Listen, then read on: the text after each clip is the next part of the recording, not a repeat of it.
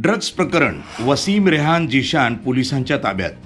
संशयित पदार्थ फॉरेन्सिक तपासणीसाठी पाठवला. अहिल्यानगर शहरातील तोफखाना पोलिसांनी अंमली पदार्थ विरोधामध्ये कारवाई करत तिघांना ताब्यात घेतलंय.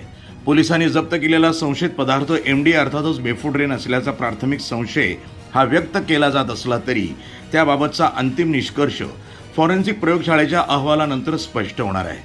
ताब्यात घेण्यात आलेल्यामध्ये वसीम खलील भगवान राहणार पिंजार गल्ली पीरशाखोट, रेहान जावेद शेख राहणार छोटी मरियम मस्जिद परिसर मुकुंदनगर आणि जिशान शौकत सय्यद राहणार सहारा कॉर्नर मुकुंदनगर यांचा यामध्ये समावेश आहे.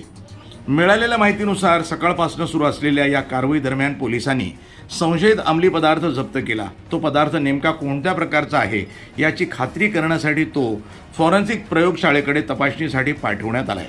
या प्रकरणी तोफखाना पोलीस अधिक तपास करत असून फॉरेन्सिक अहवाल प्राप्त झाल्यानंतर पुढील कायदेशीर कारवाई केली जाणार असल्याची माहिती मिळाली आहे. जप्त केलेला पदार्थ MD असल्याचं अद्याप अधिकृतरित्या सिद्ध झालेलं नाहीये. फॉरेन्सिक अहवालानंतरच त्याबाबत अंतिम पुष्टी होईल. प्रतिनिधी मोहसिन शेख, न्यूज टुडे 24, अहिल्यानगर.